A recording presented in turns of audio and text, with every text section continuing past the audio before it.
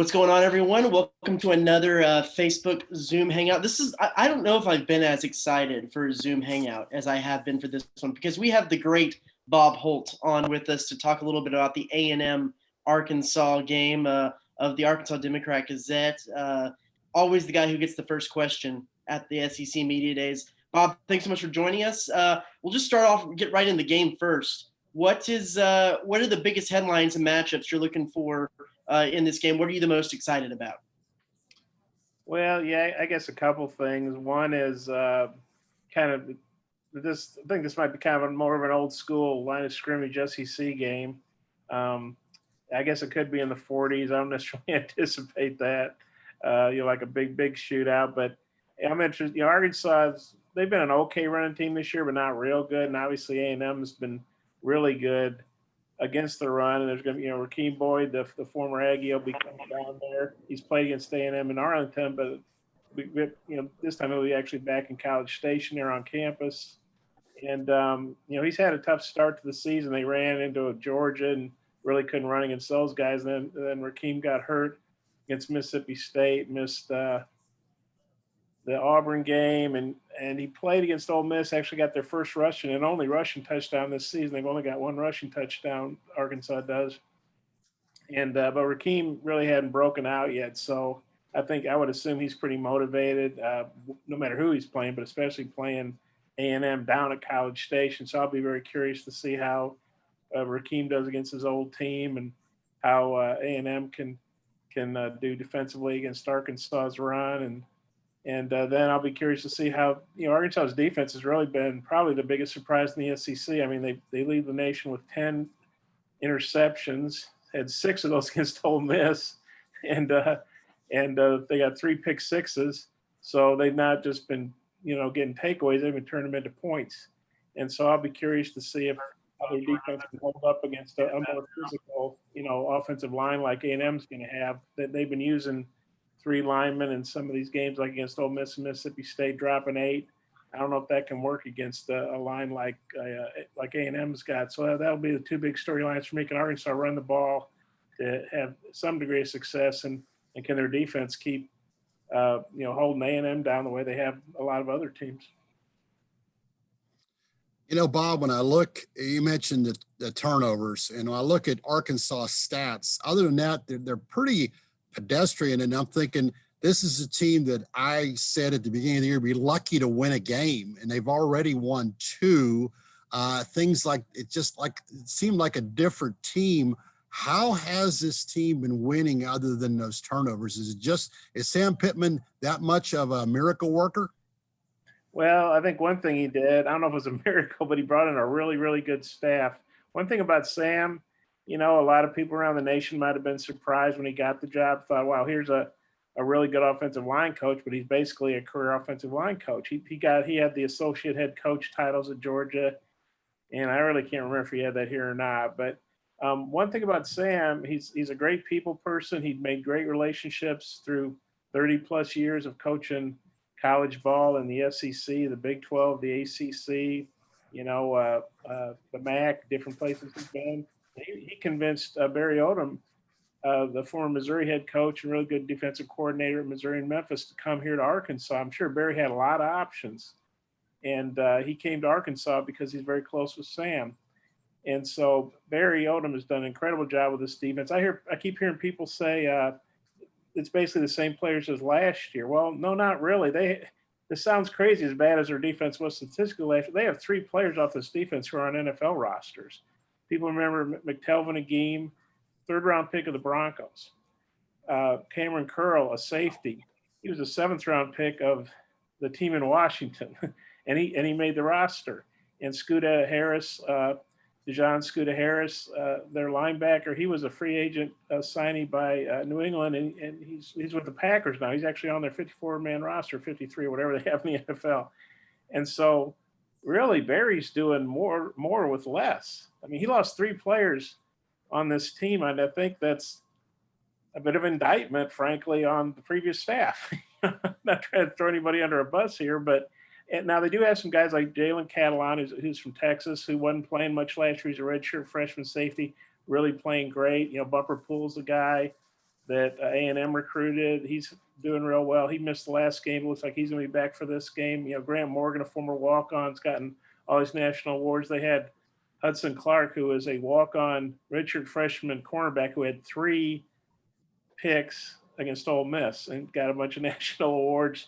And he's going to be on scholarship, Sam Pittman says, starting in January. So they really coached these guys up. And, you know, he's got SEC coaches, you know, Brad Davis, who spent some time there at A&M as the offensive line coach. He was at Missouri and Florida. They got Matt LeBlanc, the defensive line coach, to come from Kentucky, which has established a pretty good SEC program there with Stoops. So some other, you know, Kendall Briles, pretty renowned offensive coordinator. So Sam put together a really good staff, first and foremost, and they really coached these guys up. They haven't been afraid to play them. Frankly, the other staff was afraid to play some younger guys. And these guys haven't been afraid to do that. You know, Sam said, you know, basically got, you know, 1 through 4 team, you know, fourth teamers ready in fall camp because they figure with COVID, you never know who you're going to have to play. So this coaching staff is, in my mind, I know they got 6 games to go, 6 tough games, but they've done a really remarkable job, and the players obviously have responded. And there was more talent here. They did not have 0-16 SEC talent the last years. I'm not saying they had Alabama or LSU or Florida, Georgia talent, but they had enough talent to win some games. They really should have been, you know, 6-6. They should have been fighting for bowl games and having a shot to win. They basically underachieved, and this staff is probably getting them to overachieve right now. What has Felipe Franks brought to this Arkansas team, the offense, and how has he been able to kind of get things going as much as they can for what the offense has been able to do? Well, he's brought stability, like with a capital S. I mean, this is probably hard to believe, but the last 2 years, Arkansas had 8 guys who started at quarterback, including Nick Starkel, who was there at A&M. And the last year, they had 5 guys starting. The last 5 games, this may be an NCAA record. I don't know. I don't know if there's a way to look it up. They had a different starting quarterback in each of their last 5 games.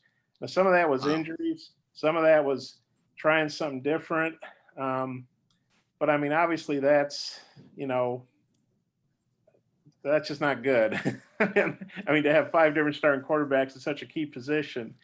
And so, you know, when Franks came in, there was no question he was brought here to be the starter. And the coaches, I mean, they didn't just hand him the job. You can't really do that. But they made it clear it was his job to lose, and he was going to really have to screw up to lose it. And he didn't. He's clearly their best quarterback. He's their in-question guy.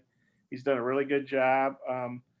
You know, he started at Florida every game, I think, when they were 10-3, and he didn't lose a job there because he was playing bad. He hurt his ankle, and then Kyle Trask went in and just played great, and it was pretty clear he was going to be the guy moving forward, and you can't blame Dan Mullen for wanting to keep Kyle Trask. So Felipe was looking around for a new school. Arkansas had an opportunity. I always figure if you're going to be a transfer, go someplace where you know you're going to be the guy. Don't go somewhere else where there's going to be competition, obviously, but don't go somewhere where you know it's kind of even. You go somewhere you're going to be the guy. And Arkansas obviously desperately needed a quarterback, and they got a good quarterback with SEC experience. So yeah, he's taken over. He's become a team leader, which even if you're an older quarterback, I think that's an impressive thing to do when you've come in January, and especially when you're not all together in the spring like normal with COVID.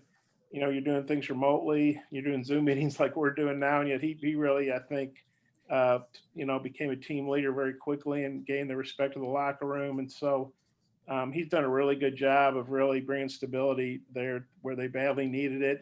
He's a good passer. He's had some turnovers, but he's had a lot of big games, and he keeps his cool out there. He's really been everything they could have asked for. Bob, I wondered the last couple of years, I could sense, writers reflect the program. So tough to cover Arkansas the last couple of years have been so bad, and really you didn't see any light at the end of the tunnel. So I wonder now, knowing how important Arkansas football is for the whole state, how much fun is it covering them? And what do they have to do to continue this? Will 2 or 3 more wins do it to keep the emotions up and look like, tomorrow's going to be the greatest day ever? Where's the program right now, and what does Sam have to do to keep this going? Well, yeah, you're right. Covering 20 straight SEC losses, you kind of you're running out of leads, and the incredible thing was a few years earlier we covered 17 straight. You cover 17 straight SEC losses, you figure, okay, I'll never have to cover something like that again. And then lo and behold, yeah, and it was even worse this time. And this year I told people when they this stuff couldn't have happened seemingly at a worse time for Arkansas, the all SEC schedule. You look on paper, and I told people, I think Arkansas will be better. I don't know if they'll win a game. I mean, I was just being honest because I said, these are 10 tough games. I mean, when they expanded the schedule and they gave Arkansas, Georgia, and Florida, it was like, hey, man, I don't know, let me break off a pencil in your eye or something, or I mean, here, let me take a bag of salt and pour it on that big cut on your leg. I mean, it's like they gave him Florida and Georgia. Really? They did that? I mean, and yet, who knows what Arkansas was saying privately? We could imagine what Sam Pittman and Hunter Yurchek, the AD, were saying privately. Publicly, they said, hey, and Sam's really taken the right approach. He said, Arkansas belongs in the SEC. They belong in the SEC West, which I think most people agree is a tougher division. Not that the East is easy. But you looked at that schedule, you thought, man, after Mississippi State beat LSU, at that point, there were 8 ranked teams on their schedule. Now, we know LSU hasn't been as good as people thought. Mississippi State's kind of become a train wreck. Tennessee isn't as good as people thought. But still, 10 SEC games. I mean, Bear Bryant never had to do that. I think there were years Bear Bryant played like 5 SEC games. I'm not trying to speak ill of Bear Bryant, probably the greatest college coach ever and a native Arkansan. But you're thinking Sam Pittman is a brand new college head coach, and he probably has the toughest schedule, definitely Arkansas has ever played, maybe anybody's ever played. And that was such a daunting task, and yet and then during a pandemic, and yet he's just taken, it's been so impressive what Sam's done with this staff and these players and making them believe. And so, yeah, I mean, you guys know you don't root for the team, but wins are a whole lot more fun to write up than losses. And so, yeah, it's been, he's really given the state, not Sam, the Razorbacks and the program have really given the state a big shot in the arm and, giving people, frankly, pride in the program again. I thought Sam said a really telling thing. The big thing now is everybody, the schools film their locker room scenes after wins, probably not after losses, or at least they don't put them out there on the internet. But Sam said, I think after the Mississippi State game, hey, we're through embarrassing the program and embarrassing the state. Because frankly, that's what they were doing. They weren't just losing; they were getting destroyed. They were losing. It's kind of like what Hunter Yurchek said when he made the coaching change. He didn't expect them to be Alabama, but they're losing big to North Texas and Western Kentucky and Colorado. They're losing to Colorado State. I think the year they lost Colorado State went 3-9, and then they were just getting annihilated by Ole Miss and Mississippi State and well, not so much by Ole Miss, but Mississippi State. They were just getting killed. It's like they weren't even in games, and so now they've got. It was just very demoralizing, and you can see the players. I don't blame them. They basically let go of the rope by the end of the year. But yeah, it's been a huge confidence boost for really the whole state. I think everybody feels better, and these last 6 games are going to be hard. I mean, I'm sure Arkansas, they got to believe they can win any of them or all of them. But it's going to be tough. My guess is the way they're playing, they can win a couple more. If they go 5-5, then Sam Pittman ought to be president, although that'd probably be a worse. I wouldn't wish that on anybody, probably. But he honestly, if they go 5-5, he ought to be the national coach of the year. And I think they can win some more games, but it won't be easy. Obviously, this A&M game is going to be very tough. Yeah. There's 2 things that I think right now might boil the blood of A&M fans on the message boards the most. One is if they're going to play Texas again, and 2, it's going to AT&T Stadium to play Arkansas every year. What's the thought process with Arkansas fans on this series, on coming to Dallas to play every year? Do you think that gives the Arkansas players any extra adrenaline, extra motivation to go to the game? And then 2, also, what other than just the obvious, what people say, the recruiting perks that a game like that presents and coming to Dallas, is there any other kickbacks, benefits, anything that Arkansas is getting from maybe the Jones family or from that trip? Well, obviously Jerry Jones and his family are major boosters of Arkansas. They have a really nice Jones Family Center, I think it's called. Gene and Jerry Jones, Gene's Jerry's wife, and I think they dropped about 10 million on that. It's like where the dining hall is, where their academic support stuff is, where counseling is. They gave us a tour. It's a really, really nice building, and they've got this cool wild hog, a statue, fountain thing in front of the stadium. I think Jerry dropped a couple million on that. I mean, he's given, he's donated land, which is worth. I mean, Jerry has given millions. I mean, with a lot of S's, with dollar signs through them, to the university, with the athletic department, probably the university too. I mean, Jerry is very proud Arkansas. He's obviously lived in Dallas all these years since playing the Cowboys, but he really loves his state, loves his Razorbacks. And so there's a little bit of a different dynamic to Arkansas playing in Arlington maybe than there is for A&M, because, Jerry's a Razorback. He's not an Aggie. So I think that's a big part of it. Also, that I think players love playing in that stadium. It's an NFL stadium. It's a state-of-the-art stadium, even though I can't remember when it first opened, but it's a few years old now. But every time I go in it, it seems like it's just brand new. I mean, they keep that place pretty clean and shiny. And I know in talking with players, players get 4 tickets, or at least, that they can use for family, friends, or whatever. And then, they can trade them around. And I know talking to players, they said those tickets are really, like if you were from Dallas and you were trying to hit your buddies up for tickets for that game, it was very hard to get players to part with those because people always wanted to go to that game. So there's an obvious component to recruiting. I mean, Arkansas, not just, obviously it's a talent-rich football area, the Dallas-Fort Worth area, but also Arkansas draws a lot of students from the state of Texas, and that's money.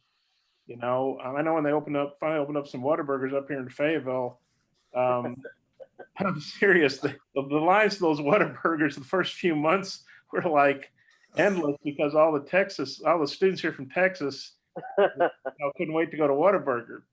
And so there's that component to it too. And so I don't know what's going to happen when the series runs out in 2024, but that's a component to this game going back to Arlington. Hopefully, if we're past all this COVID stuff, going back to Arlington next year, because, for Arkansas, the fact that that's Jerry Jones Stadium and that series is very important to him, that's important. That makes it important. If it's important to Jerry, it's important to Arkansas. And so we'll see what happens beyond 2024. But if people are wondering, why wouldn't Arkansas play in Fayetteville? That's a big part of it, because, and also that's been a very lucrative financial game for both sides. I think Jimbo Fisher brought this up. You get paid a bunch of money every year, not just every other year when it's your home, and you get a big check. I think it's $5-6 million, something like that, every year. So that's been a good series, and obviously it's been better for the Aggies of late, because A&M just won 8 in a row, and but yeah, that's still a big deal to Arkansas to play in Arlington, and the Jones family is a big part of that, I believe. Cease, before you ask your question, I'm going to let Alex jump in here. We got a question from the watchers on the Facebooks. Alex, what's up? Yeah, we've got a question here from our friend EJ. This is for Cease and Travis. And the EJ's question is, what wide receivers do you see stepping up against Arkansas after this week for A&M? Bye week for A&M, excuse me. Well, touching on that real quick, I think that the player to watch is Hez Jones, if he'll come back and be able to slip into the offense after being injured for most of the season. And so he's the guy that I'm most excited to see if he plays or not, and see what he's been able to do. Cease, what do you got? Yeah, I think Jones and Demas will see more snaps, just because you look at the long haul, and not so much because Jimbo said it, because Kellen Mond said it. And usually Kellen is a little more straight shooter. So I'll be interested looking for people to complement Smith and, tight end Wiedemeyer. So we'll see how that goes. Bob, my question for you is, what has to happen for Arkansas to win this game? What are the keys for the Razorbacks coming out of here with a victory? I think they've got to win the turnover battle. That's been such a key part of their wins. When they won down to Mississippi State, they had a pick 6 on the very first series. They went ahead 7-zip, and Mississippi State ended up tying that up, but Arkansas never trailed. So, but when you get a pick 6, that's always a great way to start. And then obviously they turnovers were huge in the Ole Miss game. They had a couple turnovers, that people forget they were leading Georgia into the third quarter. which is kind of hard to believe, but they did that with forcing a couple turnovers early, and then didn't have as many turnovers at Auburn, but did a good job staying in there. So I think they've got to win the turnover battle, maybe by a couple. And Sam Pittman was saying they sure could use a big play in the special teams, whether that's a big kickoff return, big punt return, blocking a punt, something. They have had a couple punts blocked, so they definitely can't afford to give up big plays in the special teams, and they could sure use a big play. So I think turnovers and kicking game could be really key for them. Two questions for you from my end to close it out, at least from my end, Bob. First, is Kellen Mond, has he gotten that stature amongst Arkansas fans and maybe even the players of one of those guys that will he graduate already? Or does he has had some inconsistencies here. Is he a guy that moves the needle at all amongst the players, the coaches, and the fans when they talk about this series and this game? Well, I mean, Kellen Mond's 3-0 against Arkansas. And of course, I think it's right. His very first career start was yet another one of those crazy overtime finishes where he hit Christian Kirk. And I watched his video this week, and he talked about that being a big time memory for him. And so, yeah, I mean, Sam Pittman said this last week, I think it was, that Kellen Mond's been there. I don't know where he threw out 1922. Obviously, he meant he'd been there a long time. Why he said 1922, I'm not sure. But and he was like, "Is he ever going to graduate?" And Sam complimented how Mond just looks like he's improved and he's making better decisions, getting rid of the ball quicker. Obviously, he said this is probably the best offensive line he can remember at A&M in a long time, and of course, he's an offensive line guy. But yeah, I think Kellen Mond definitely has the respect of Arkansas's coaches and players and fans because, I added up, I think he's passed for close to 600 yards against them. And his first game, he not only threw a couple touchdown passes, he ran for a touchdown. I think he ran for over 100 yards. So he's hurt him with his arm, hurt him with his legs. He's 3-0 against them, I mean, we talked about the instability at Arkansas. This will be their fourth different starting quarterback Arkansas has had in the last 4 years against Kellen Mond. He's started every game. Mm-hmm. So, yeah, I think, I know everybody likes to get on their quarterback and all that stuff, but I think Kellen Mond's had a pretty nice career. I mean, he's the career passing leader, right? So I think he's a pretty good player. You look back at that 2017 game, his first, is something I was doing for a story here. His longest rush and his longest pass of his career were both in that 2017 game, that Christian Kirk run and that run that should have been a touchdown that got called back. So that's a interesting fun fact about Mond. My other thing, completely shifting gears here, and it's something we did through the summer when we were talking to different writers around the country and in the summer of nostalgia because there was no sports going on. When you look back at your career, is there one player or one game or one interaction that you can remember that just stands out as your favorite or the funniest, or when you write your book, what's going to be the first chapter when you kind of look back at it all? Are we talking about football or any sport? Or any sport, just in your journalism career. Well, I got to cover back-to-back Final Fours. I got to actually cover 3 Final Fours at Arkansas in the 90s back-to-back. They won the national title in 94 out in Charlotte, and then they went back the next year, 95, to Seattle. And so I guess just getting to cover back-to-back Final Fours, because I'm not one of those guys that goes to Final Four every year. I get to go if the team I'm covering goes. I kind of ride their coattails. So I guess, to me, the Final Four, they didn't say tournament, but especially the Final Four is just such a fun event. So I guess those getting to cover back-to-back Final Fours is probably one of my favorite memories. And a favorite athlete or coach that always had the one-liners or just always caught your attention? Oh, people, Nolan Richardson was a lot of fun to cover. I know some people kind of remember the angry Nolan Richardson or whatever, but he was really a lot of fun to cover. I mean, his practices were open, not just to media, but to fans. And when they were really going good in the 90s, it was not uncommon for, 200-300 fans to go to practice. And, we would talk to him usually every day. I mean, he'd hang out and we'd talk to him after practice. Sometimes he'd walk by and say, "You guys need anything?" It was a different time, obviously. Now everybody's got closed practices and you get, the coach kind of here and there. And obviously everything Zooms these days, and I definitely respect that, the safety aspect of it. But it was fun I went to his office pretty frequently. That doesn't happen a lot anymore. So he was very quotable. He still is. I call him from time to time for different stories, and he's always really good to talk to. So he was an iconic guy. You think about what he did. He's a Naismith Hall of Famer. I don't know, he's in 13 or 14 Hall of Fames. I lose track, but he's, as he calls, the granddaddy of them all, the Naismith Hall of Fame. And thankfully, Eddie Sutton finally got in that. I got to cover both those Hall of Fame coaches back to back. Arkansas had it pretty good. They had Eddie Sutton, Nolan Richardson back to back for I think 28 years. So they were pretty fortunate there. Steve, you got anything else? That's all we have. And Jerry Jones needs to put a statue of Bob up there somewhere on that campus. Bob, appreciate all your work as a fellow journalist. You're great. We all look up to you, buddy. Okay. It's fun hanging out with you guys. Yeah, thanks everybody for watching. Thank you, Bob, for joining us. And we'll be back next week. We'll be back this weekend with all the coverage of the game on theeagle.com. And you can check out Bob's work on the Democrat-Gazette website. And we'll be back next week to talk some more with you. Thanks very much for joining us.